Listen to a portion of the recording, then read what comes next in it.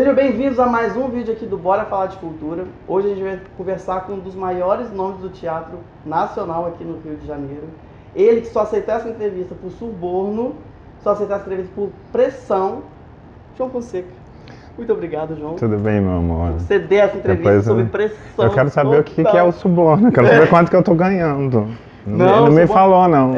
São vários trabalhos aí que o João tá recusando a fazer comigo, inclusive um musical, gente. Não fala nada. Não vou falar, é surpresa. É surpresa, mas... Vem cá, olhe pra você, olhe pra lá. Tanto faz, fica à vontade. Fica à vontade, tá? Tá bom. Se você quiser esquecer isso aqui, você pode esquecer. Tá, vou esquecer, prefiro. Tá. Obrigado, de verdade. Que bom. Eu falei um pouco que eu tava muito nervoso. Tá nervoso? Eu tô nervoso, eu vim subir suando, com minha mão suando, minha mão ainda tá suando. Não fica, porque o canal, ele me traz algumas coisas que eu nunca pensei, né? Por exemplo, estar em contato com pessoas que eu admiro e conhecer um pouco mais a fundo as pessoas que eu já conheço e conhecer pessoas novas. A gente teve só um primeiro contato, a gente se conheceu pessoalmente no Laura Alvim, mas foi bem rápido e tal. Mas estar aqui hoje com você, pra mim, por isso que eu falei, quando você marcou, realmente marcou de verdade, e eu te falei, mandei a mensagem, muito obrigado, tô muito feliz. É porque realmente eu tô muito feliz de estar aqui com você hoje. Que bom, é um presente. Eu tô interpretando como um presente, né? Que bom. Mas vamos lá, eu tô suando aqui. Puta merda. João, a primeira pergunta que a gente sempre faz aqui no Bora é o seguinte: qual o contexto que você nasceu?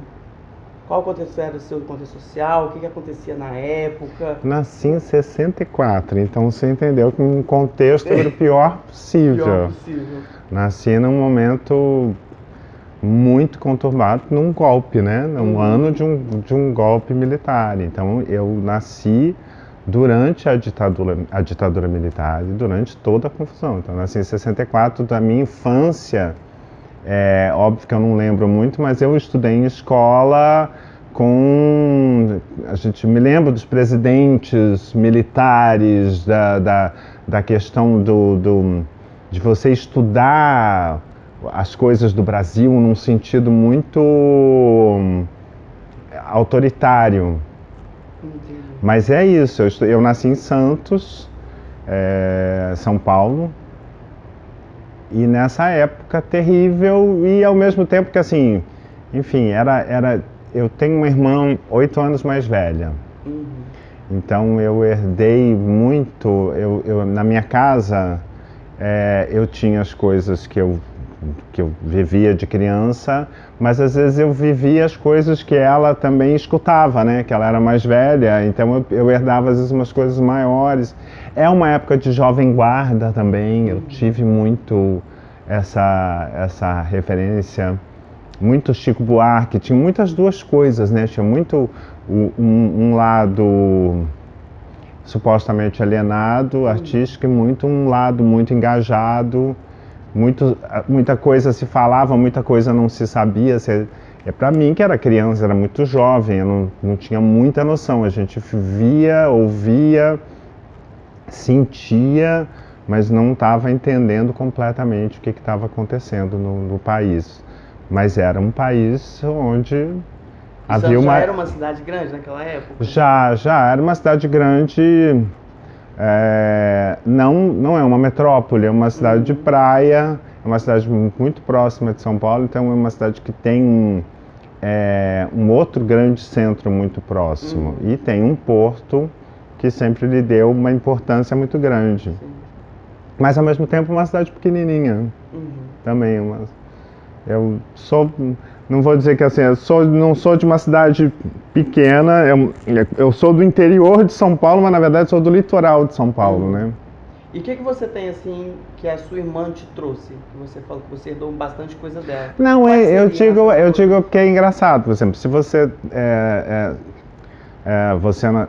tem a sua família, você não tem um irmão tão mais velho, você vai viver as coisas que você tem, que você ganha. Eu via os discos que ela tinha. O que, por exemplo, ela tinha? É isso, tanto desde Chico Buarque a filmes ou referência. Eu me lembro que minha irmã, ela tinha um pôster do Romeu e Julieta do Zeffirelli. no quarto. Então eram coisas que não eram minhas, mas assim, a gente era uma casa pequena, eu dividia quarto com ela. Mas dormia no mesmo quarto, era um quarto com 2 camas.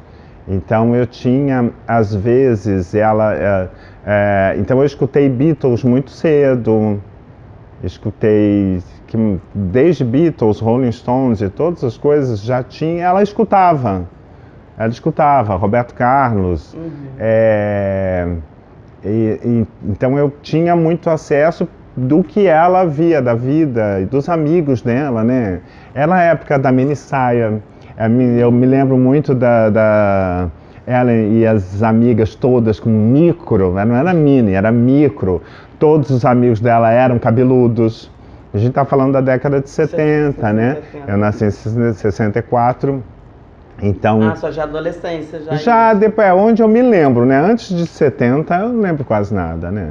Nada? Não? Lembro muito assim, pouca coisa. O que, por exemplo? O que eu lembro? É tão confuso isso, né? Lembro de algumas coisas, lembro da minha madrinha, lembro de que minha mãe me levava no carnaval para dormir na casa da minha madrinha, porque ela ia com a minha irmã no carnaval. Lembro de algumas brincadeiras, de eu perto de onde eu morava, da minha casa. Que eu adorava escutar disquinho. Tinha uma coisa que era muito já... você via um lado mais lúdico, teatral, porque eu ficava horas, sabe aquelas vitrolinhas? Não sei se você sabe o que é uma vitrola. Eu tenho. Uma vitrola era uma coisa que tocava disco e tinha disquinhos muito pequenos, coloridos, de história infantil. Eu tinha todos e eu ficava horas. Eu era capaz, minha mãe falava que assim, eu ficava ali, eu e a vitrola. Imagina.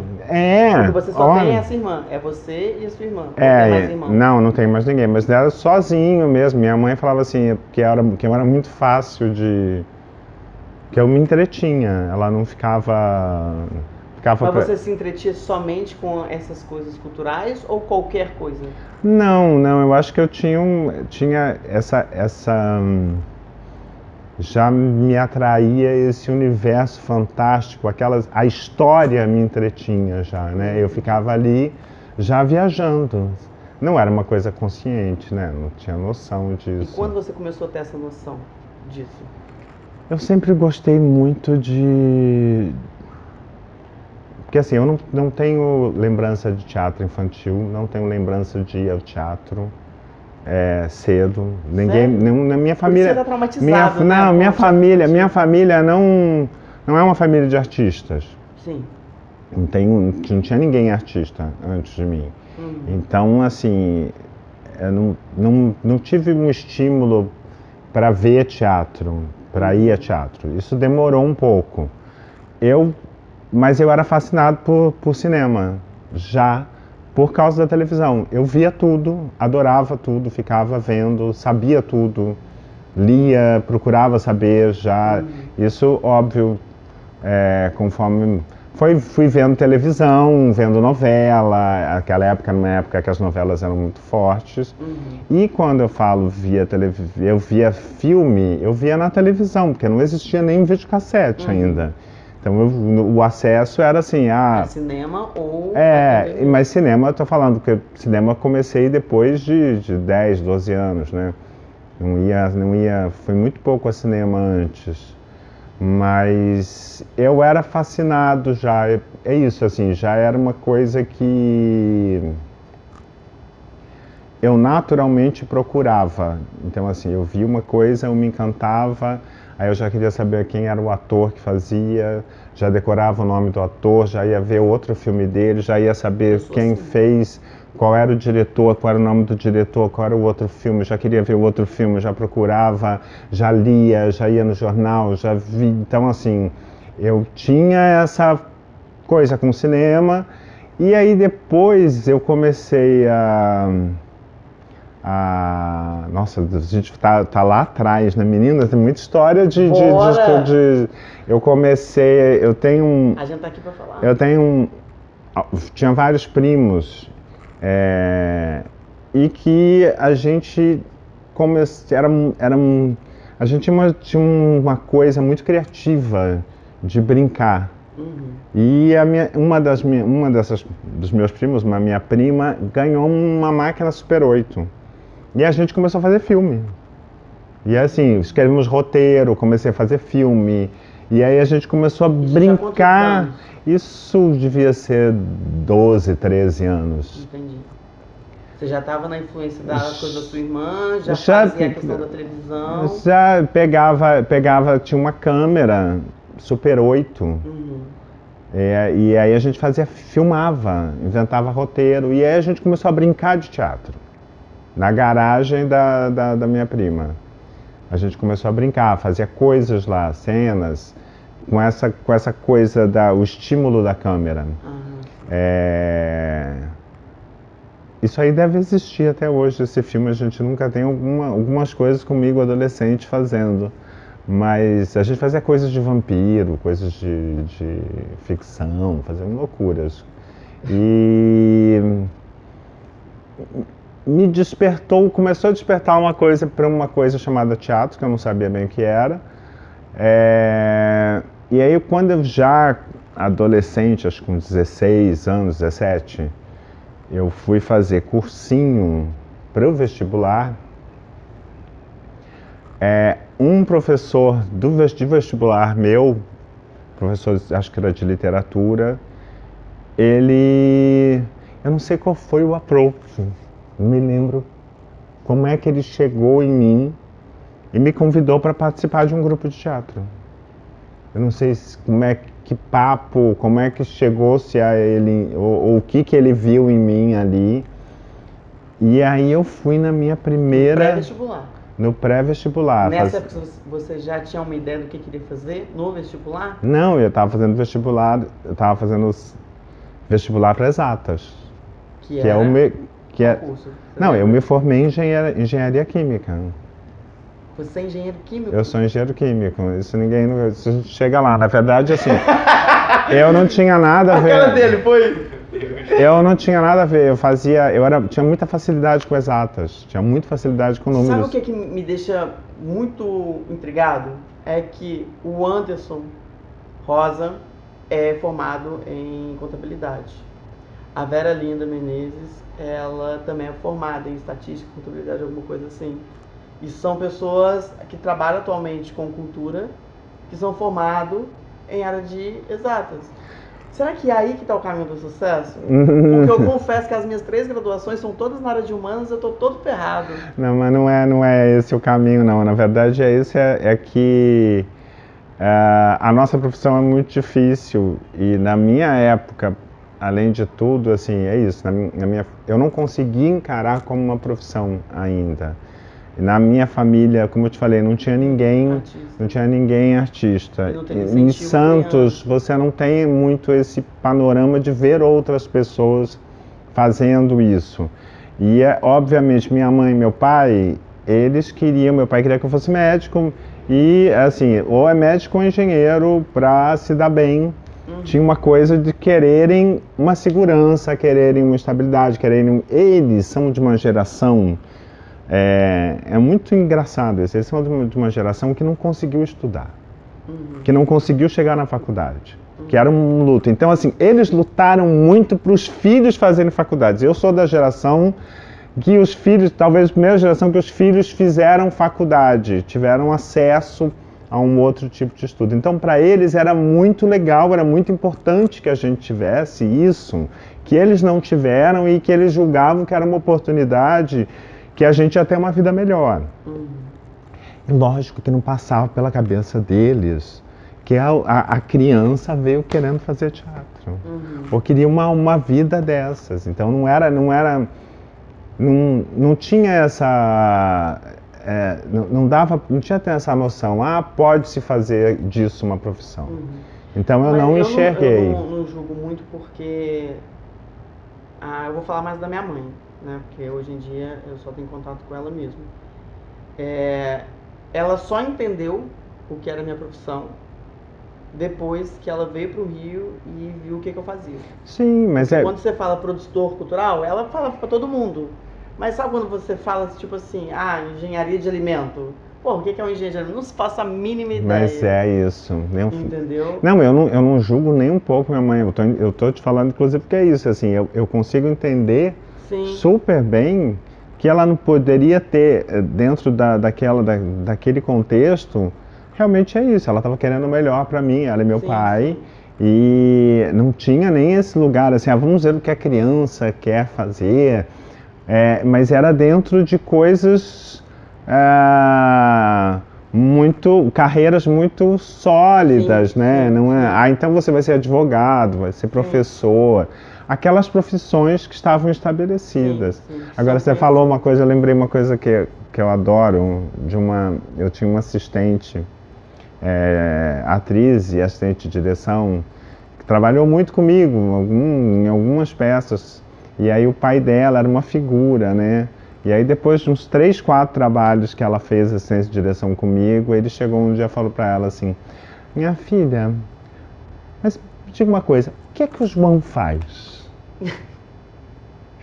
E o que o diretor faz? As pessoas, na verdade, não sabem. Não sabem. Elas sabem que é legal. Assim, é importante e tal, mas assim, o que ele faz? Eu acho que ele parou para pensar e falou assim: não, o cara escreveu, o ator tá lá fazendo, tem que fazer.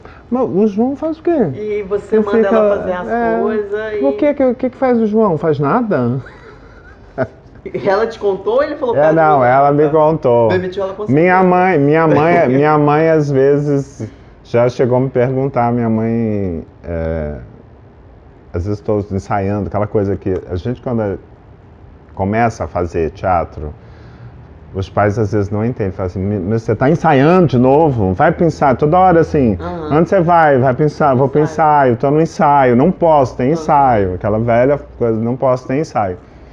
Minha mãe chegava e falava assim: mas não decoraram ainda?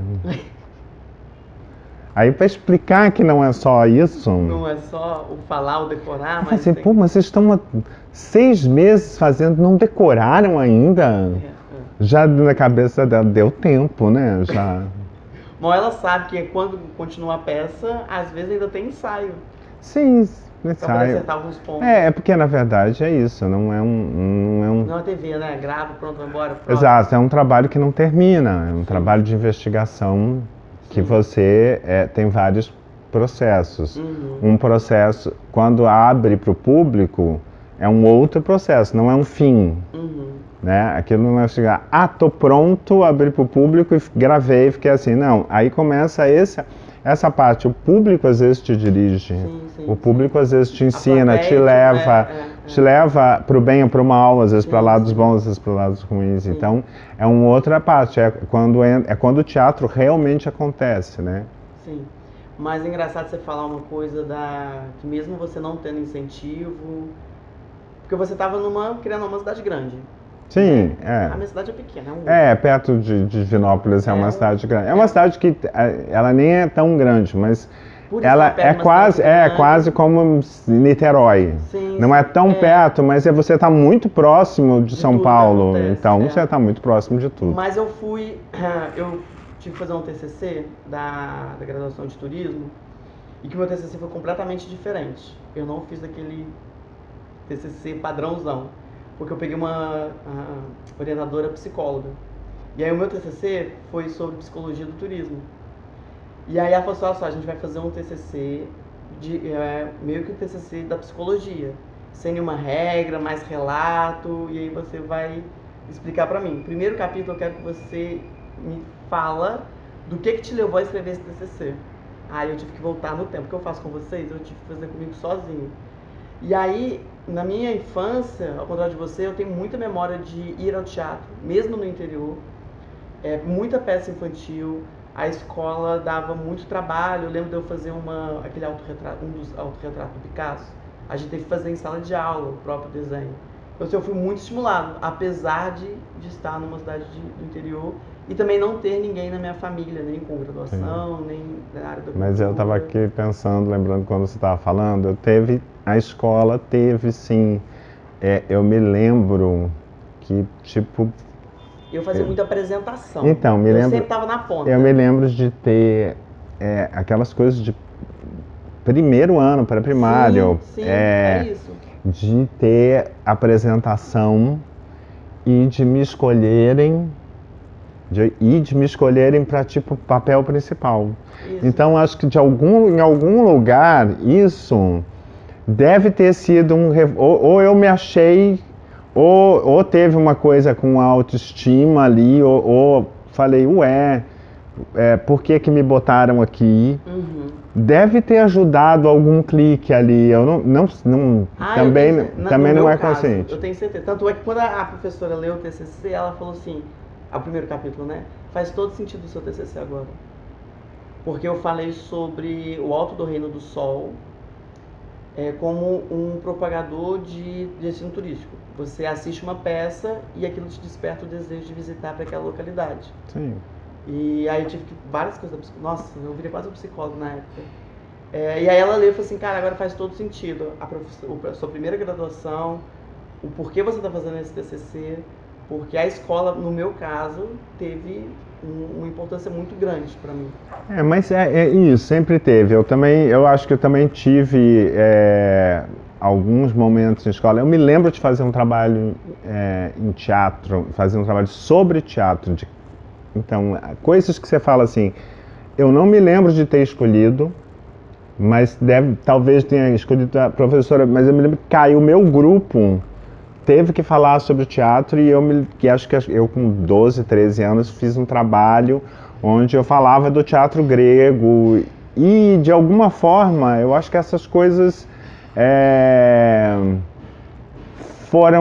foram caindo fichas, porque foram coisas legais que eu me lembro até hoje. Eu não me lembro de outros trabalhos que eu fiz na quarta série, na quinta série. Esse eu me lembro. Porque ficou marcado, né? De alguma forma foi um trabalho que eu gostei. Sim, que já tinha alguma coisa que eu tinha gostado de fazer, porque talvez se eu tivesse feito um trabalho sobre automobilismo, eu não entendo nada de carro. Você uma coisa pode ter feito e não lembro que você fez. Sim, é isso, só não caiu. Agora, você acha que alguém vai se interessar por eu ficar falando a vida aqui? Claro, a gente tá aqui. Eu tô aqui falando assim, que isso? Por quê? Não sei. Então vamos lá, a gente já falou da escola, tá, vamos voltar agora para sua adolescência. Aí você foi, não, mentira, 16 anos para vestibular, que a gente tá não, na verdade foi quando eu entrei no primeiro grupo de teatro, que foi aquele período que aí eu comecei a tentar fazer teatro. Eu fui nesse primeiro grupo. E você foi para quê? Para já atuar? Para atuar, não, sempre para atuar. Ah, tá. Direção é uma coisa que caiu sem querer na vida, nunca pensei. Eu fui para atuar. Foram, acho que um mês de ensaio, de aqueles ensaios de uma vez por semana e não deu em nada. Não rolou. Nem a peça? Não, nada, não rolou. Você lembra qual era a peça? Era uma peça que o cara tinha escrito, mas era meio Morte e Vida Severina. Ah, sim. Era uma versão, eu me lembro que eu falava em verso. Eu acho que eu me lembro até hoje um pedaço. Meu nome é Severino, sou criado desde menino. Era uma poesia, aquelas coisas que ficam. Mas era, vamos dizer assim, era um Severino genérico, acho que ele tinha meio pegado, bebido, tá muito dessa época ainda, né? Isso aí eu tô falando, deve ter sido 78, 79, mas eu me lembro que aí, assim, ficou uma vontade, falei assim, quero fazer uma peça. Eu fiz esses ensaios, amei, e assim, me senti em casa, me senti bem, falei, eu sei fazer isso, eu sei fazer, eu sou bom para isso. E aí comecei a tentar inventar grupo, aí peguei pessoas, tentei fazer meus grupos e nada dava certo, nunca. Sempre fazia, vamos fazer uma peça, ou alguém quer fazer uma peça. Não levam a sério, né? Não, muito amadoramente mesmo, mas assim, tentando. E aí eu, desesperado, falei assim, não vou conseguir nunca fazer uma peça. É difícil. Mas não tinha escola de teatro? Santos já tinha escola de teatro. Então, não tinha. Na época não tinha escola. Possível, não tinha. Teve logo, um pouquinho depois teve, mas não tinha escola de teatro. Tinha escola de teatro em São Paulo, mas ainda não, enfim. Aí quando eu fui, logo em seguida, eu fiz vestibular para engenharia química, eu passei e fui estudar em São Paulo. E aí, apesar de tudo, eu estava começando essa coisa de me envolver com teatro em Santos. Então, na verdade, eu fui para São Paulo, mas eu continuei tentando fazer teatro em Santos ainda. Mas você já estava em São Paulo, por que você não ficou lá para São Paulo? Porque a minha cabeça era muito tacanha. Eu não tinha noção, eu não tinha nenhuma noção. Eu fui para São Paulo para estudar, eu fui sem dinheiro, eu fui fazer uma faculdade caríssima. Sim. Eu morava na casa da minha tia, eu tinha uma tia que morava em São Paulo, não tinha dinheiro para bancar um lugar para ficar, meus pais, na verdade, não tinham. E eu fiquei na casa da minha tia, eu ia para a faculdade, voltava, e eu não tinha noção do que eu podia ter em São Paulo. E eu em Santos tinha começado a criar alguns amigos. E aí eu fui fazer... Então, a primeira oportunidade que teve foi um curso que teve lá em Santos, com vários diretores da cidade bacanas, e eles fizeram um curso num lugar chamado Cadeia Velha, que é um centro cultural, e eu fui lá, fiz o curso. Já estudando em São Paulo, ou ainda não? Já estava estudando em São Paulo, Então você ia e voltava? Eu não, era curso fim de semana. Então você ia e voltava? Eu morava em São Paulo de segunda a sexta. Ah, você de qualquer forma ia para Santos todo final de semana? Todo final de semana fazer o curso. Não, mas depois e antes do curso, você continuou indo? Não, continuava. Na verdade, eu namorava na época também. Namorava em Santos. E aí tinha família, ainda muito ligado em família, muito ainda... Sem essa... Eu falo assim, eu sou lento. Na verdade, assim, eu demoro para entender. Eu não tinha entendido ainda que eu estava em São Paulo, apesar de que eu brinco que isso na minha cabeça sempre é uma sensação que eu tenho, é que eu nasci, olhei e falei assim, não vou ficar em Santos, tá? Vou sair daqui a pouco. Eu nunca parei na minha cabeça. Não existe um momento que eu vejo na minha vida que eu fale assim, eu achei que eu ia ter uma vida lá. Não, eu sempre achei que eu ia para São Paulo, era fato. Que era uma coisa da minha vida que eu ia fazer, fosse o que fosse, que eu não ia ficar ali. É engraçado isso, né? Ter essa... Eu sempre falava isso. Eu falei assim, não gente, 17 anos também tô no pé daqui. Então, porque assim, tem gente que não tem isso, né? Não sei, é porque eu também não sou muito ligado às pessoas, sabe, assim, família, amigos. Eu sei, igual, eu fiquei 1 ano em Portugal, mas eu sabia quem eram os meus amigos aqui, conversava com os meus amigos aqui, tinha pessoas que eu conversava quase todo dia, literalmente, mas não é aquela amizade que me prende ao lugar, sabe? Sei. Eu também não sei explicar, eu sei que 17 anos eu faço setembro. Em dezembro eu já estava morando em Belo Horizonte. Sim. Foi um pouco assim. Eu tenho uma ligação com as pessoas forte, mas... Não, mas é ligação forte, mas não é aquela ligação que prenda eu tenho um desprendimento do que eu quero fazer, né? Eu vou atrás e falo assim, é isso. Tem que ir pra lá, tem que ir pra lá. Sim. Vambora. Sim. Não me prendo a ninguém, na verdade. Então, eu também, Mas antes que eu me perca aqui, a gente estava... Então, eu comecei a fazer isso, de fazer faculdade. E fazia faculdade, já tinha entendido que não era para mim a faculdade. Já tinha entendido que era um erro. Aí tentei fazer... mudar de faculdade.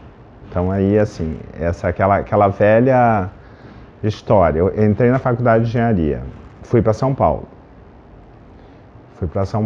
Que assim, é isso, eu queria estar em São Paulo de qualquer jeito e queria estar Não sabia por quê, mas você queria estar ali. Queria estar ali, fui fazer a faculdade era bacana, mas eu era péssimo e detestei a faculdade. Assim, primeiro semestre, quando acabou o primeiro semestre, eu estava com vermelho em todas as matérias e eu falei assim, eu vou ser reprovado.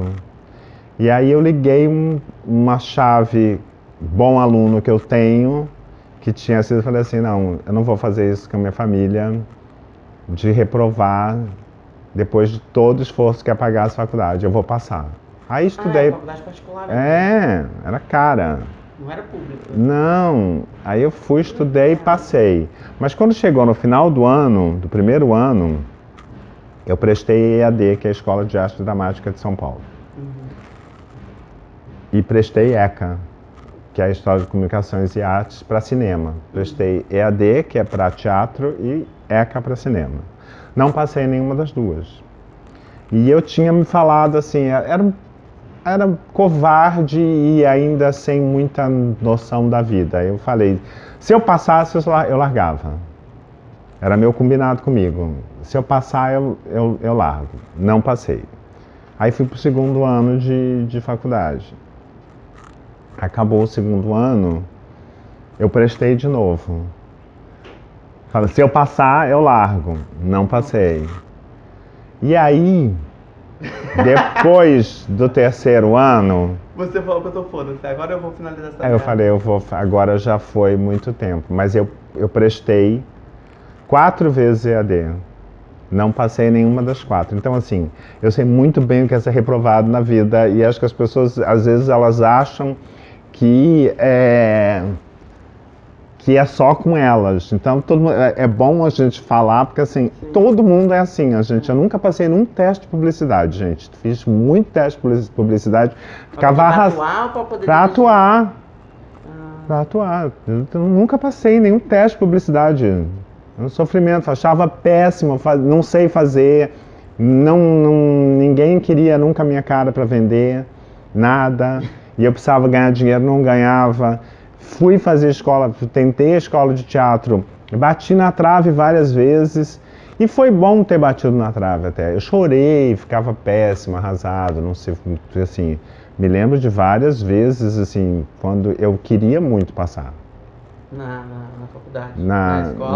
Na escola de teatro. Queria muito passar. Não, o teste só queria ganhar dinheiro. Não, mas querendo ou não, você queria passar. Eu queria passar, mas é aquela vida. Já em São Paulo você estava? Já em São Paulo. Fazendo engenharia. Fazendo engenharia. Você precisava de um dinheirinho, você achava que a publicidade... Eu tinha resolvido que... eu tinha entendido, porque nisso que eu comecei a fazer faculdade, comecei a fazer teatro em Santos. Aí eu fiz 2 peças amadoras em Santos. E as 2 foram legais. E aí legais em qual sentido? Você gostou ou foi legal de público? Foi tudo bom. Assim, eu gostei, achei que foram 2 experiências muito legais. Uma nesse curso, foram 2 cursos. Um curso que saía uma montagem, que foi bacana, com um diretor bacana de lá, de Santos, e depois um outro curso que era do Sesc. Também o Sesc sempre salvando um pouco a vida, né?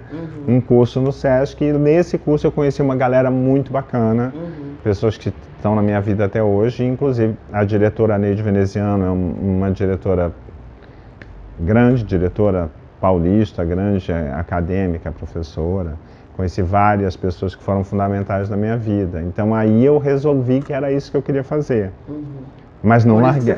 Mas não larguei a faculdade. Entendi. E aí você foi tentando. E aí já tinha uma escola de teatro em Santos, mas eu já estava em São Paulo. Tinha uma escola de teatro em Santos. Entendi. Uma coisa.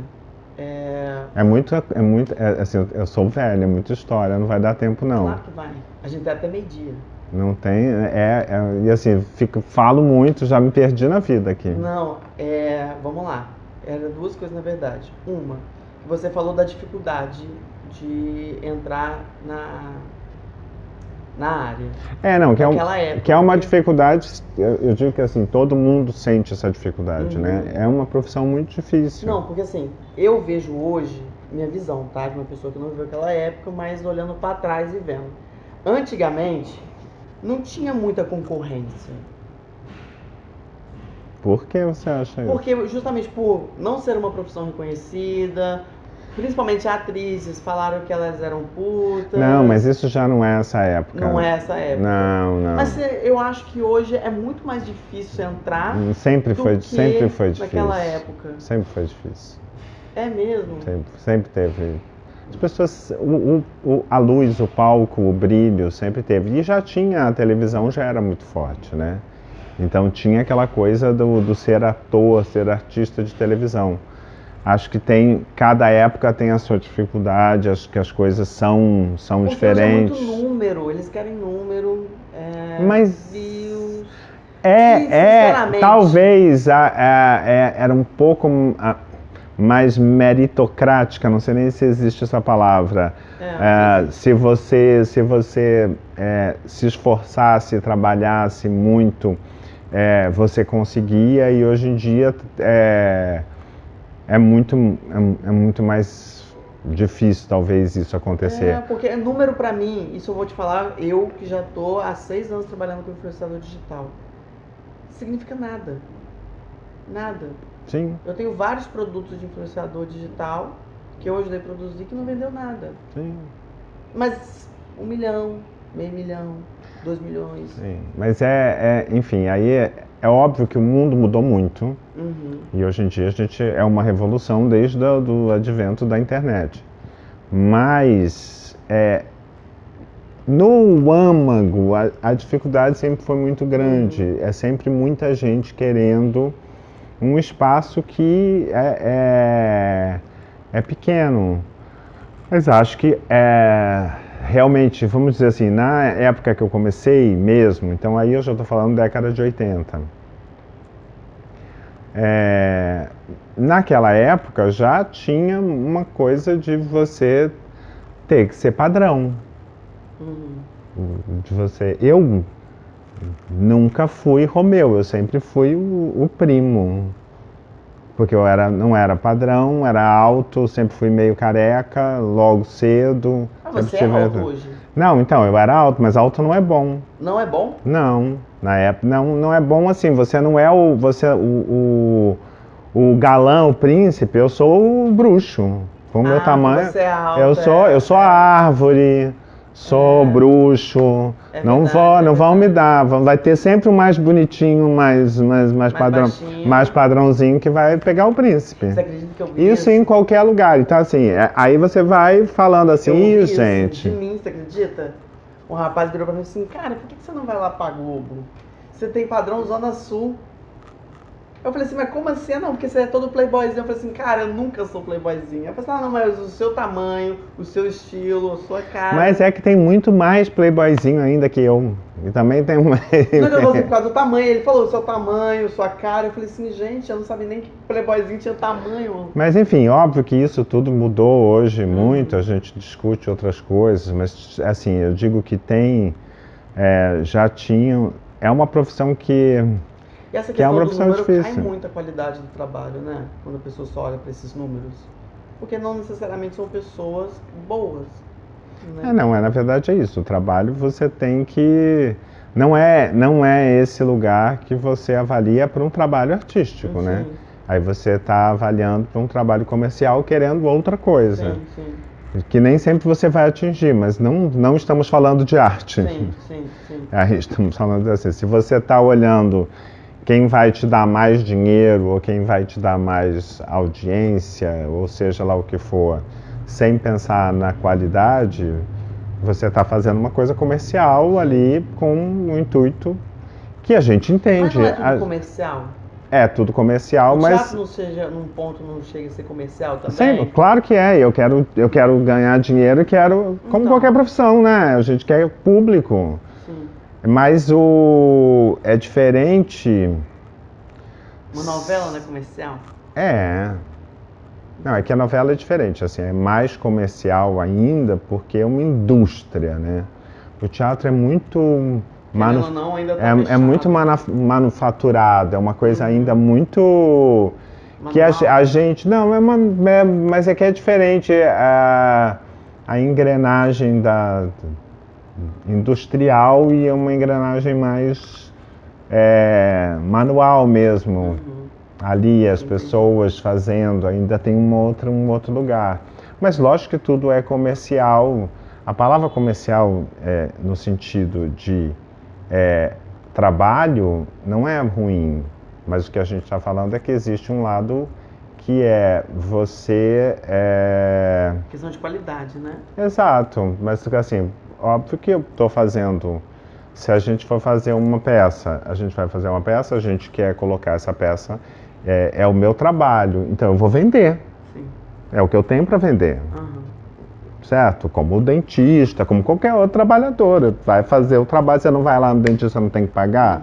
Então, o meu trabalho é esse. Eu vou lá, eu preciso que a pessoa pague. Então, é comercial. Preciso, que é assim que eu vivo, é isso que eu tenho para oferecer. Mas o que a gente está falando é um pouco outra coisa, em um detrimento de uma qualidade, é o que você... isso não precisa... A gente... tudo muito... É muito complexo, né? A gente não dá nem para a gente ser tão... tão raso, mas é muito complexo mesmo. Como eu disse, é uma profissão que ela é muito linda, porque ela abraça até quem não tem formação. Sim. Mas isso às vezes é cruel, porque é isso, assim, como você estuda e aí você fala assim, ok, eu me dediquei, eu trabalhei, eu estudei, isso me faz ter alguma vantagem? Praticamente não. Então, aí João, você está dando entrevista para uma pessoa que não é formada em jornalismo. Como está a qualidade desse... Então, eu não sou... Eu vou te falar... Não responda agora, próximo, vamos para o intervalo. Sacanagem. Vai, eu não sou formado também. Não. Então, assim, é uma profissão que ela é empírica. Você aprende fazendo. Sim. Que tem esse viés. E isso é complicado, porque, assim, se a gente estava falando do médico, eu não vou concorrer com alguém que não passou pela faculdade. No nosso caso, a gente concorre. E às vezes a pessoa que não estudou ganha de você. Ganha. Então, assim, é difícil. Né? Então, mas eu falei pra amiga minha, que ela é formada em jornalismo, eu falei assim, Marta, é o seguinte, eu faço as entrevistas, mas eu não me considero jornalista, porque eu não sou formada em jornalismo. Porque o jornalista em si, ele tem toda uma conduta de ética. Por exemplo, se eu fazer entrevista com um humilhante, por exemplo, né, o jornalista ele não pode entregar a fonte, ele não pode entregar endereço, tem toda uma ética. Eu tenho que ir, porque eu não sou jornalista, eu não tenho um código de ética, eu não tenho o registro de jornalista. Então, já tô com medo, quer dizer que você não é jornalista, não, mas eu tô me informando, eu me formei esse ano. Porque quando você porque jornalista é diferente, porque é isso, existe a nossa profissão que eu estou falando. Mas todo mundo hoje é jornalista, abriu um portal na internet, vira na... Então, eles estão sofrendo a mesma coisa que a gente sofre.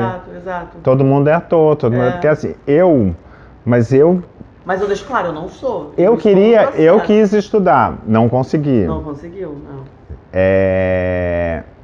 Não foi falta de tentativa. Não, mas assim, enfim, o que aconteceu? Eu fui trabalhar, fui procurar e fui aprender e tive a oportunidade de fazer várias coisas que me foram formando, mas eu não sou formado como ator nem como diretor. Eu não tenho nenhuma formação acadêmica. Quando você disse que tentou 4 vezes fazer o curso de teatro, eu me identifiquei porque eu já tentei pedir transferência para a UERJ 4 vezes. Não, isso eu estou falando só, eu tentei 4 vezes entrar no CPT. Eu estou falando o mesmo curso. Sim. Eu ia sair de jornalismo da UENG, lá em Divinópolis, para a UERJ jornalismo aqui. Tentei 4 vezes. Falta 3 disciplinas para me formar e agora eu vou meter o foda-se. E eu ficava pensando assim, por que eu não consegui? Por que eu não desisto? Porque estão falando para mim, não faz, e eu não desisto. Por quê? Algum motivo tem, assim, porque assim, o normal teria sido eu desistir. Depois eu tentei fazer com o Antunes Filho. O Antunes Filho tinha em São Paulo um centro de pesquisas teatrais, o CPT, que era também do Sesc, lá. E ele pegava muito ator novo para trabalhar com ele. Já tinha registro? Já tinha satélite? Já. Não sou tão velho assim, já tinha. Não, ele tá achando que eu sou da época das atrizes, era puta, não tinha registro. Tá achando que eu tenho 150 anos, não sei. Não, é porque eu não sei a história do satélite. Eu não parei pra pesquisar aqui. Não, já tinha. Eu tive que fazer. Eu fiz banca. Porque eu não tinha escola. Então o que aconteceu? Eu fui. Eu peguei. Quando eu fiz a minha primeira peça profissional, primeira peça que eu fiz em São Paulo, e a peça foi super bem, e eu não tinha DRT, a gente teve que fazer, sei lá, acordo, sei lá o que, para eu poder fazer, e aí assim, acabei de fazer, eu juntei meu materialzinho, entrei, fui lá no SATED, pegar para tirar o provisório, e aí me chamaram para fazer banca. E eu fiz banca, passei, graças a Deus, eu tenho DRT. Então... Não, eu tenho DRT desde o começo, mas eu não tenho, que eu digo assim, eu não tenho formação, porque é isso, eu fiz uma... Naquela época, o SATED, ele exigia muito a questão do DRT? Os diretores exigiam? Não, sempre, quando a gente não tem, a gente sempre acha que a gente não consegue sem. Depois você já não tem muito essa noção, mas é a gente que não tinha, eu falava assim, gente, como é que eu vou conseguir? Eu preciso conseguir o meu DRT, eu preciso ter DRT para poder trabalhar. Muda? Depois que você consegue DRT, não muda nada, ninguém te chama a trabalhar por causa disso, né? Não. Você dirigiria uma pessoa sem DRT tranquilo? Nem pergunto. Não pergunto se tem. Não pergunto se tem. João, então vamos botar aquele assunto na verdade. Você quer dirigir? Mas é isso, Ele mudou de assunto? Não mudei de assunto, não. Tô falando que é essa loucura da nossa profissão, entendeu? Eu fui lá, eu fiz o caminho que tinha que fazer, mas eu fico pensando, é isso, eu fiquei concorrendo depois para trabalhar com alguém que tinha estudado 4 anos. Sim. E eu fiz uma cena numa banca, eu consegui meu DRT porque eu fui lá, peguei um material, mandei e fui lá, fiz uma cena de 5 minutos e eles falaram, ok, você está apto para ser profissional. Eu já tentei já em Minas, só que Minas é muito burocrático. Tem texto, tem voz, canto. Que bom. Não, que bom. É melhor, é uma esperança, mas assim, o que eu tive não é que não era isso, assim, eles viram que eu tinha feito eu já estava fazendo teatro profissional, eu tinha algumas outras peças amadoras e eu fui lá e dei a minha cara a tapa para fazer uma cena e eles julgaram que foi ok, mas também é muito cruel, porque assim, o que dá para ver? Eu hoje em dia, que trabalho com isso, sou diretor, não dá para ver nada numa cena só. Você poderia enganar que eu faço bem uma coisa e ao mesmo tempo poderia ter feito uma coisa ruim, mesmo sendo bom. Então assim, é muito relativo, né? Não dá para... Mas é uma forma, é que nem teste. É uma forma de avaliar. É ruim. Você consegue avaliar a pessoa totalmente? Não consegue. Porque tem todo o você tem grande chance de errar? Tem. Você vai conseguir saber? Não. Mas assim, é uma forma que é uma das únicas formas que você tem de avaliar. Então, às vezes você tem que fazer. Tem que fazer. Porque é isso, você tenta sempre ser o melhor para avaliar da melhor maneira, mas não tem muito como você não errar. Não ser. O teste sempre vai ser injusto em algum lugar, né? E a gente sempre. Eu, quando não passava, achava profundamente injusto comigo. Mas hoje em dia eu tenho noção que não era tanto. E foram algumas derrotas. Você era ruim mesmo, né? Eu era ruim mesmo. Eu acho que era. Hoje olhando pro passado, eu acho que não era bom. E acho que muitas coisas foram boas para mim. Teve algumas vezes que eu não passei e eu fiquei sabendo meio por que não tinha passado. E isso foi bom, porque é importante quando apontam... Feedback, né? Quando apontam... Você dá feedback para quem você... Eu dou, se me pedirem eu dou, às vezes dou até naturalmente, mas assim... Foi importante para mim, em determinado momento, falar assim, a sua voz é ruim. Se a tua voz, você precisa, teve uma questão de voz. Eu achava a minha voz maravilhosa. Eu achava maravilhosa. Nossa, e eu achava que eu não tinha problema nenhum. E aí falaram isso, eu falei, eu rejeitei, demorei, até que eu entendi, depois de tomar muita surra, que eu tinha realmente, que minha voz era muito anasalada, que às vezes ficava num tom agudo que não era bom, que fragilizava, que eu precisava ter outras ferramentas, que eu precisava saber colocar melhor. A voz, né? Então assim, mas pra mim, eu me ouvia e achava que a minha voz era linda, que eu era melhor que a dos outros. Inclusive eu falava assim, poxa, eu falo alto, falo bem, não tenho problema de dicção, falo... O que falou da minha voz? E aí você vê que assim, é isso, a gente vai tendo, quanto antes você souber os seus defeitos, melhor para você. Você vai poder estar... Porque nós todos temos as nossas limitações que você vai tendo que melhorar, né? A gente tem que melhorar. Sim. Eu hoje não tenho, minha voz, eu estou aqui falando com você com ela péssima, a gente não precisa, então eu falo assim mesmo. Então essa é a sua voz natural, não está precisando fazer teatro? Não, essa é minha voz natural. Às vezes eu posso falar um pouquinho menos chato. Mas não é chato não. Deixa eu te fazer uma pergunta. Vamos voltar para a nossa linha do tempo. Então, a gente nem virei diretor e a gente está acabando já o tempo. Você se forma em engenharia, você concretiza esse diploma seu. Sim. No sofrimento. No sofrimento. Total. Mas nisso você também já tinha o seu DRT. Já estava tirando. Eu acho que eu tirei o DRT depois que eu me formei. Tinha me formado. Ah, tá. Você nesse caminho de ainda estar lá na engenharia, fazendo engenharia, pegando ali um pouco do teatro, já em São Paulo.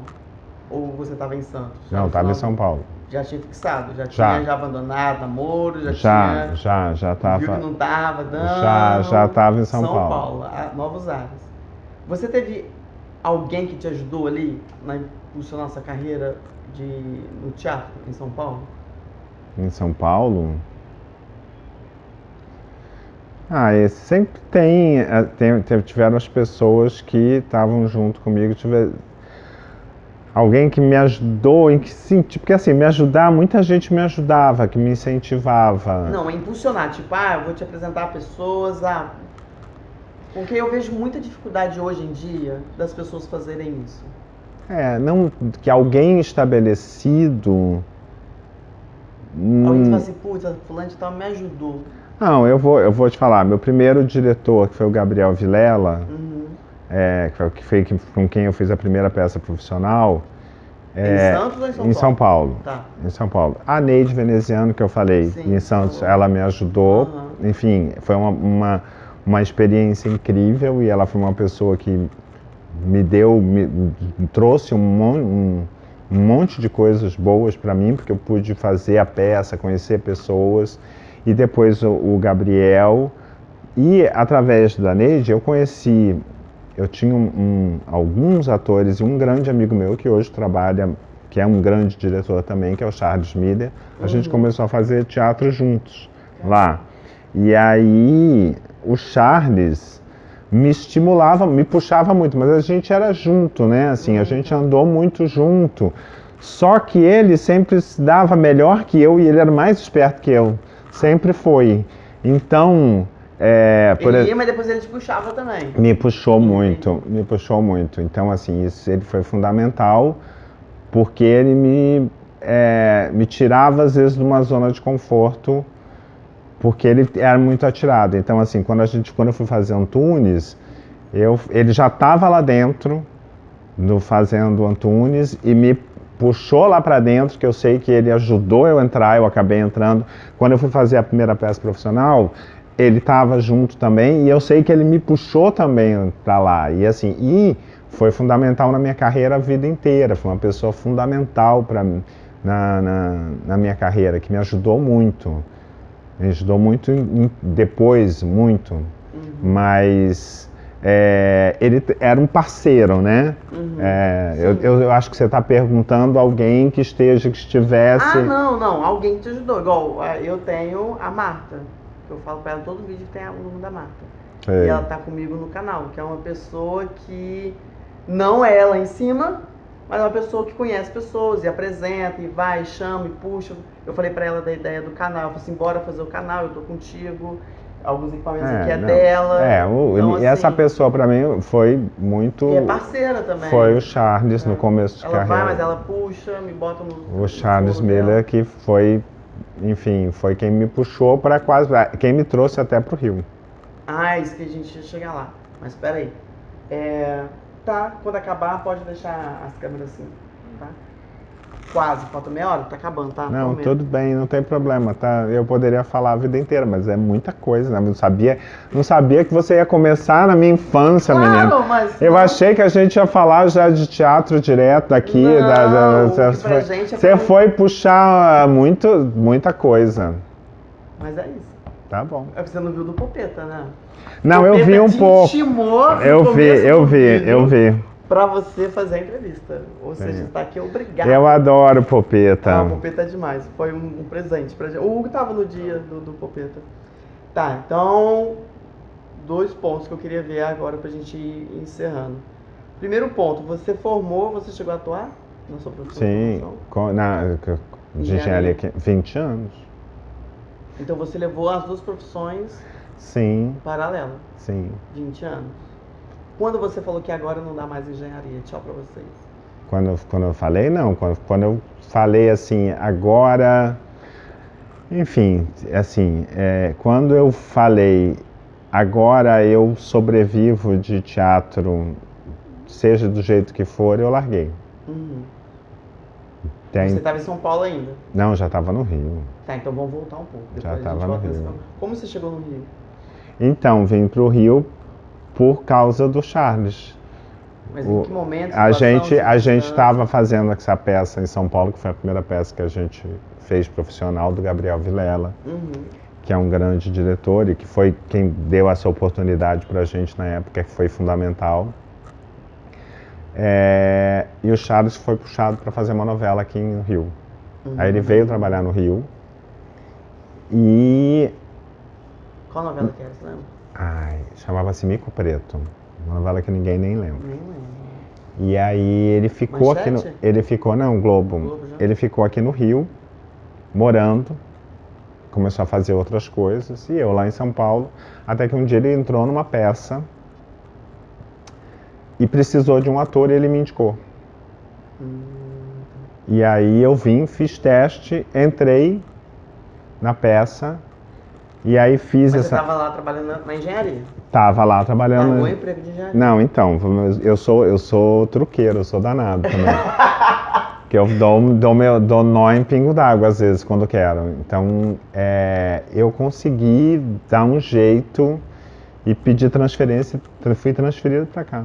Porque assim, eu vim, fiz a peça, aí fiz a peça, eu amei o Rio. Que ano foi isso? Isso foi em 92, 93. Amei o Rio, 30 anos atrás. Amei o Rio, falei, amei, quero ficar aqui. E aí o Charles falou assim, vem morar comigo. Eu tô numa casa que eu quero sair. Eu tô dividindo apartamento num lugar que eu preciso sair. E aí, se você vier pra cá, a gente já divide um apartamento. E aí eu fui pra São Paulo e falei assim, vou mudar pro Rio. Mudei pro Rio, não sei nem... A gente é muito inconsequente, graças a Deus, em alguns momentos da vida. Falei, vamos mudar pro Rio. E fui lá, pedi transferência. Eu falo isso também que... Não, é que a gente envelhece, talvez, eu fico pensando... Já tô velho. Que eu não pensei muito 2 vezes. Mas eu falo isso, meus amigos falam que eu sou corajoso, que eu sou esforçada. Eu falo assim, gente, eu sou maluco. Porque a minha história é praticamente igual a sua. Você é do interior, foi pro capital. Eu saí do interior, fui pra Belo Horizonte. Belo Horizonte eu decidi vir pro Rio. E a pessoa fala, não, mas você veio sem conhecer ninguém. Eu falei assim, sem conhecer ninguém. Não, mas então, eu vim, Você conhece pelo menos um.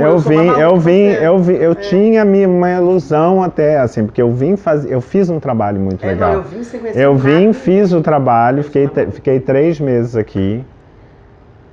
E aí fiquei encantado com aquilo. E aí tive que voltar para São Paulo. Quando eu voltei para São Paulo, eu estava sem trabalho já há um tempo em São Paulo.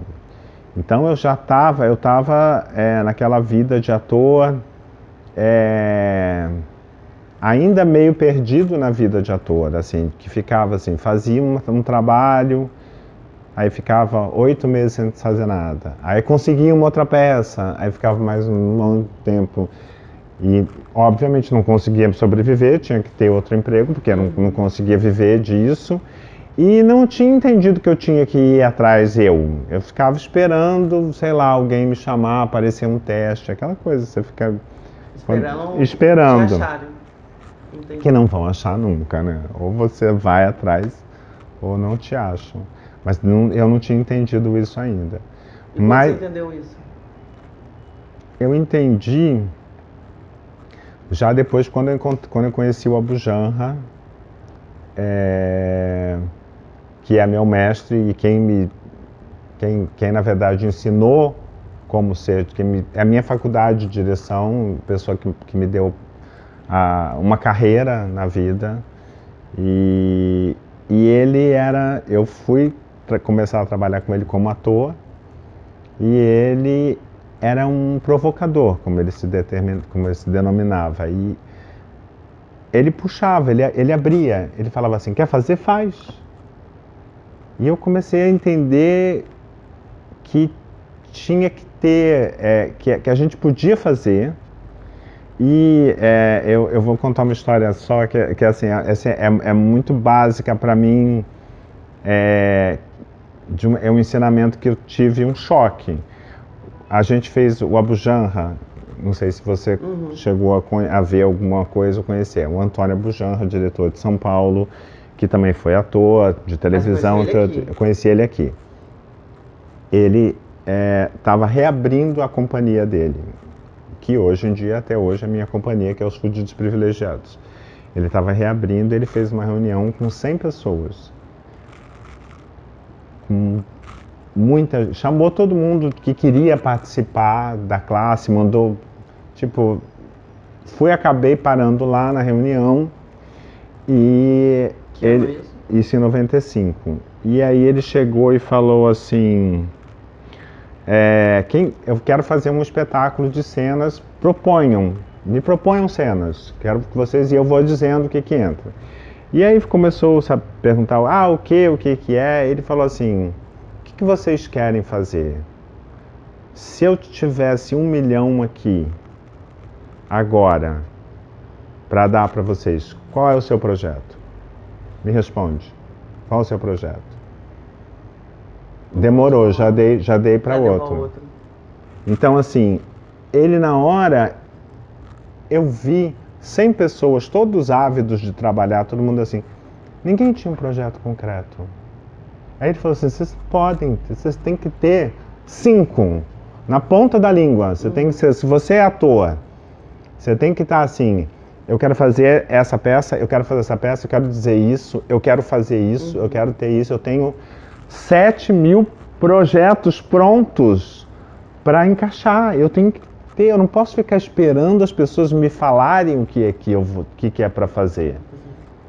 Então ele começou a me clarear que assim, você tem que saber. Você tem que ter o seu projeto. Você tem que saber o que você quer fazer antes de mais nada e tá atrás do seu. Pegar e ir atrás do seu. Aí eu comecei a entender que muda muito a vida depois que você faz isso. E aí foi aonde você entrou na direção? Aí não é tão simples assim, mas é muita história. Vou ter que fazer uma segunda parte? Nossa, Deus me livre, é muita história. Porque é isso, eu era ator, Eu já contei essa história muitas vezes, aí eu fico um pouco de preguiça. Mas Ah, não, então a gente não quer mais do mesmo. Não, mas é porque é interessante no sentido de que eu era ator nesse projeto com o Abu Janra, e a gente teve uma conexão muito engraçada. Eu comecei a fazer ensaiar essa peça e eu adorei. Eu falei, esse é o jeito que eu gosto de trabalhar. Eu adorei o jeito que ele trabalhava, eu adorei como ele lidava com as coisas, eu adorei o que ele fazia, o jeito que ele fazia. Eu achei, às vezes demora para você entender isso, mas assim, achei qual era a minha cara. E eu já tinha trabalhado com Antunes, estado junto com Antunes e com outros grandes diretores, até com Zé Celso. Já tinha tentado flertar ali, entender. E todos geniais, mas assim, o Abu Janra era a minha cara.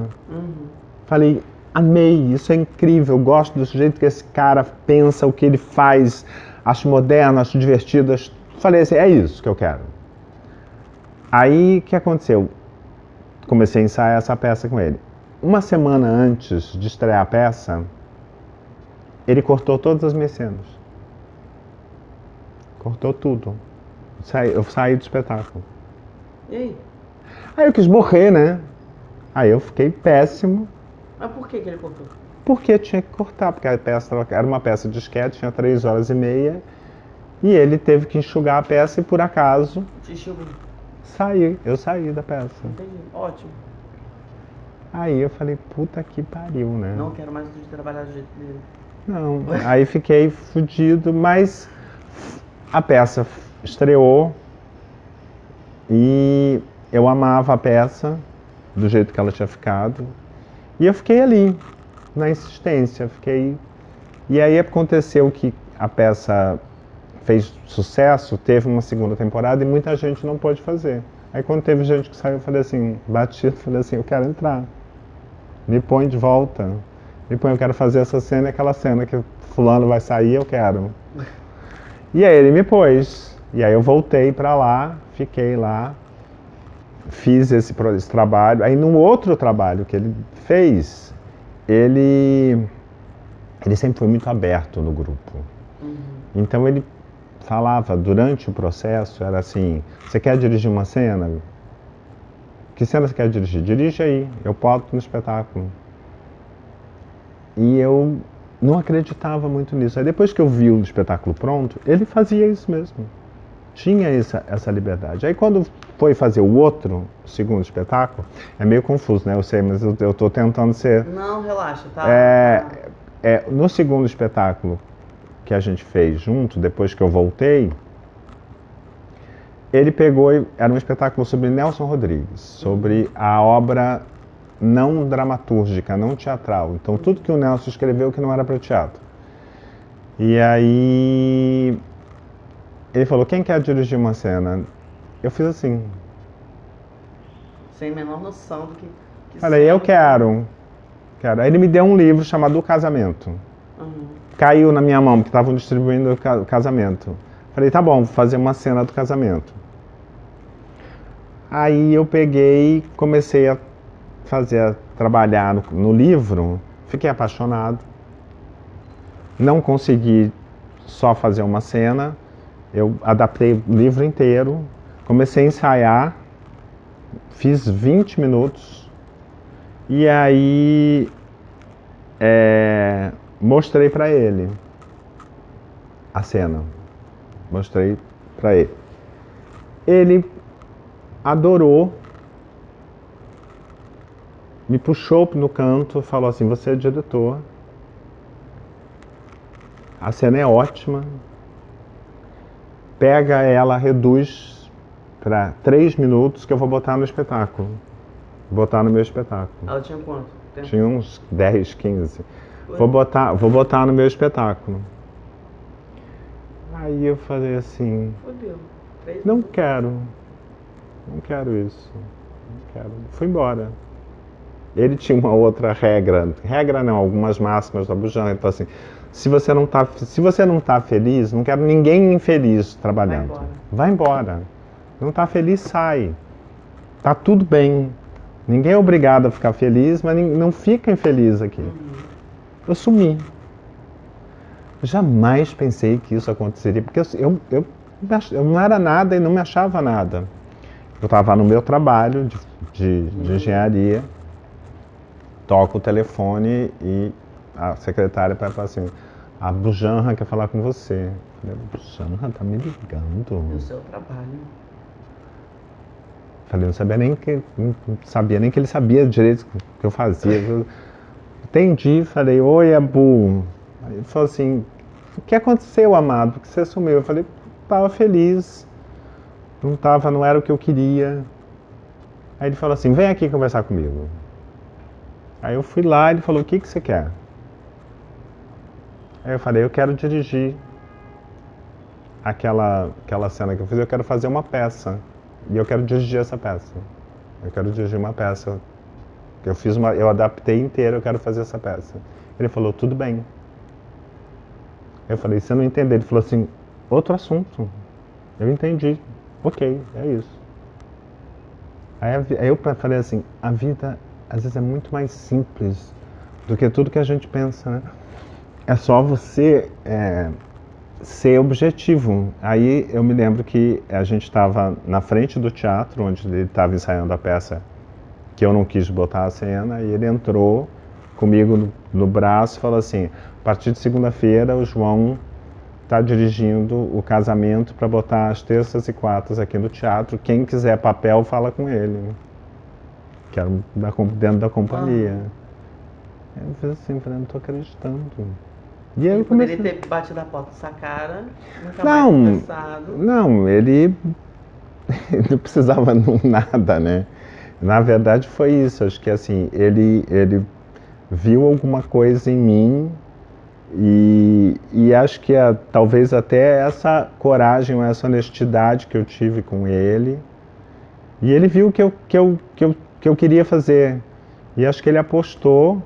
Ele era um jogador, ele era uma pessoa que apostava e me abriu essa avenida. E depois, enfim, tudo dali para frente, ele me pegou pela mão e me ensinou. E eu fiquei ali do lado dele, tive a oportunidade.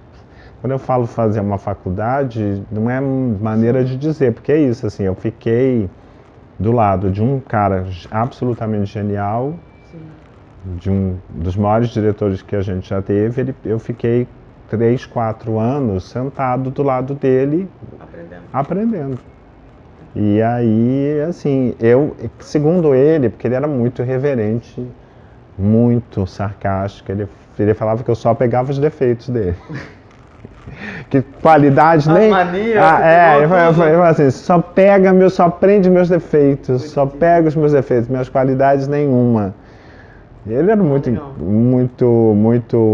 engraçado, e ele tinha isso, ele tinha muito humor, lidava muito com as coisas com humor, apesar de ser, muito sério, muito direto com as coisas, com o que ele queria, mas ele era muito divertido. Júlio tá acabando agora. Tá. Um fato engraçado, pra gente finalizar em... Um fato engraçado com você. Você lembra assim, se recorda? Como diretor, vida, como ator, você né? Que escolhe. A gente nunca lembra, né? Quando... Engraçado. Eu não sou o Porchat, mas eu tô aqui pra poder ouvir uma história engraçada. É difícil, eu não lembro. Tem tanta coisa. Tô pensando aqui, tanta coisa que aconteceu já na vida, né? Um fato engraçado. São muitos, mas sempre foge nessa hora. Eu nunca acho... Lembra umzinho assim que você lembrar? Não tenha se esquecido? Já teve isso Já teve. Uma calça rasgada em cena? Já teve muito texto esquecido. Já aconteceu de tudo, né? Já aconteceu de tudo. É porque é isso, é acabar a luz... Tem que fazer teatro, tem que fazer peça em todas as condições. Mas eu lembrei agora, você falou texto esquecido, eu lembrei de uma vez que a gente estava fazendo o Édipo. Nossa, e Édipo é isso, não dá pra improvisar, né? Não dá. E a gente estava fazendo uma cena, eu estava fazendo o Édipo, e um grande amigo, grande ator também estava fazendo o mensageiro, e ele teve um branco. E a gente começou. Essa montagem do Édipo aconteceu muita coisa, mas eu me lembro que assim, era o começo da peça. E eu acho que a gente. Não, era a primeira cena da peça, a primeira ou segunda cena da peça. E a gente, acho que tinha. E ele estava entrando nesse personagem aquele dia. Então ele começou, ele olhou para mim e falou assim: Édipo, grande senhor nosso e rei. Eu não sei mais nada. Mais nada. E aí ele pegou e falou assim: Édipo. Édipo, grande senhor nosso e rei. Eu falei: caralho, não vamos sair daqui nunca, porque o que vai acontecer? Eu não posso falar nada. Falei: tá. E aí, aqui viestes? E ele assim: grande Édipo. Eu falei: meu Deus do céu, porque parece que não vai sair nunca. Depois, eu não sei como é que conseguiu, mas foi. Uma hora foi. Tu sabe, mas é porque é um texto que eu não tenho o que fazer. E nessa época que a gente saiu, a gente brincava, né? Porque tem o Creonte. E aí, fazer tragédia é muito difícil, porque tem isso. Mas é um texto muito amarrado, qualquer sacanagem, sim, não dá pra rir. E aí, assim, a gente brincava nos ensaios, a gente falava no bar, Creontem. E um dia saiu. Creontem.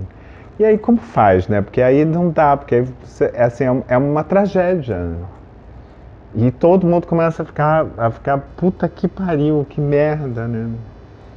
Mas assim, essas coisas de teatro é muito bom por isso, porque já teve peça minha que a atriz se machucou no intervalo e quem terminou a fazer a peça foi outra. O mesmo personagem. Foi substituída no intervalo. Parece umas novelas que a gente vê, que muda o ator. Porque é isso que é muito bom. As pessoas falam assim: como é que é todo dia diferente? É porque todo dia é diferente mesmo. Isso tinha uma coisa que o Abu Janra falava muito, assim: eu tento fazer todo dia igual, o mais igual possível, porque diferente vai sair. Eu sei que eu não vou conseguir, assim, vai ser diferente, porque às vezes as pessoas falam assim: eu não quero fazer todo dia a mesma coisa. Eu falo assim: não. É a mesma coisa, mas é diferente. Você não vai conseguir. Não tem como. Você não vai conseguir, ponto. Então, assim, a gente se esforça para fazer igual. Para tentar fazer o mais parecido do combinado possível. Mas, assim, é isso. Eu tenho uma história horrível, agora eu lembrei, só vou contar essa. A gente fazia Bruxas de Salem. Não sei se você conhece a peça. É uma peça onde as meninas ficam histéricas e aí todo mundo começa a ver qualquer coisa. As pessoas são acusadas de bruxaria, né? Não sei o quê. A gente estava no palco. Eu não tava no palco, né? Já estava fora do palco. E apareceu uma barata.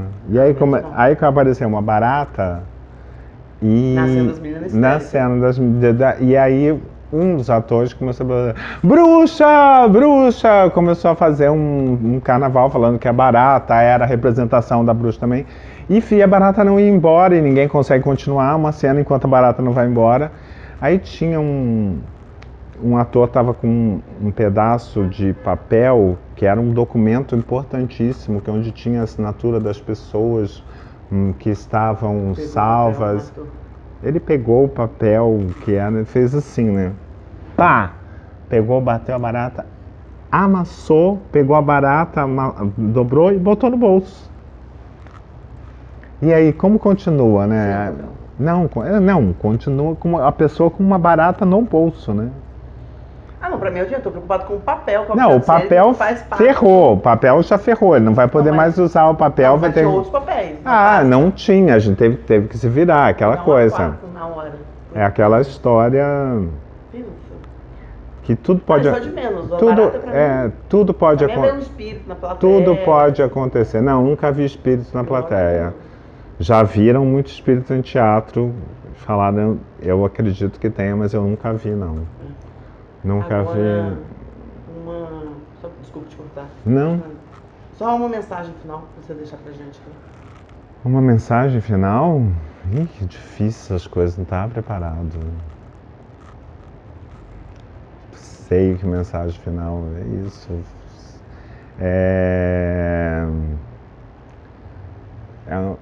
É muito bom fazer o que se ama. É muito bom ter esse privilégio. Eu sou de uma companhia chamada Fudidos Privilegiados. E eu adoro isso porque é muito resumo. A ideia da companhia é porque eu sou fudido porque eu faço teatro no Brasil e eu sou privilegiado porque eu faço teatro no Brasil. E é isso, a gente é muito privilegiado, apesar de tudo. Eu acho que teatro é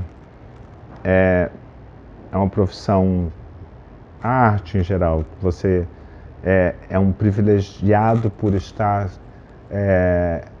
lidando com o ser humano e estando com essa missão de estar à frente e de investigar e de saber e de procurar as coisas.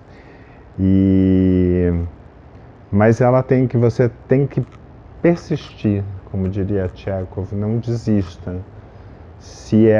Você tem que ter muita fé nisso, gostar muito, estar muito, se entregar muito. Mas quando você disso, não tem como escapar, né? Meio isso. Não sei se dei uma boa mensagem. Foi ótima mensagem. João, eu queria te agradecer novamente e a gente trouxe uma lembrancinha para você, para fazer parte do seu ano. É uma lembrancinha, não é nada, porque a verba tá curta, sem patrocinador, entendeu? O que é? Tô curioso. É um mini planner do Bora Falar de Cultura. Opa! E aí é para você acompanhar as suas produções, as suas metas do ano. Oh, meu amor, eu adoro, sabia? Olha aí. Que fofo isso! Padrão não, é personalizado, na verdade. Achei até que deixaram bonito. Olha, adorei. Eu adoro, sabe que eu adoro papel para rabiscar, né? Eu sei que é antigo. Não, mas eu me organizo muito assim. Sério? Aí você pode colocar os filmes, as metas de livro, as suas peças. É só uma lembrancinha. Vou usar, vou adorar. Pra você ter o Bora Falar. Obrigado, meu amor. Obrigado. Adorei, eu que agradeço. Adorei, obrigado pelo carinho. Hoje a gente conversou com uma pessoa que recebeu vários nãos na vida. Mas chegou uma hora que foi a vez dele dizer não para um dos maiores diretores de teatro do Brasil. Mal sabia ele que esse não se tornaria um sim. E hoje ele seria referência como diretor no Brasil. A gente conversou com o João Fonseca. Acho que todo mundo recebe não na vida, sempre, João. Né? Não tem isso. Os sim são feitos dos nãos, aquelas frases bem clichê, mas é isso. É isso. Vai vir sempre. E falando em persistência, eu persisti desde o ano passado. Isso, a persistência sempre ganha. E por chatice eu consegui. Muito obrigado. Obrigado, foi um prazer, querido. Obrigado. Obrigado, João.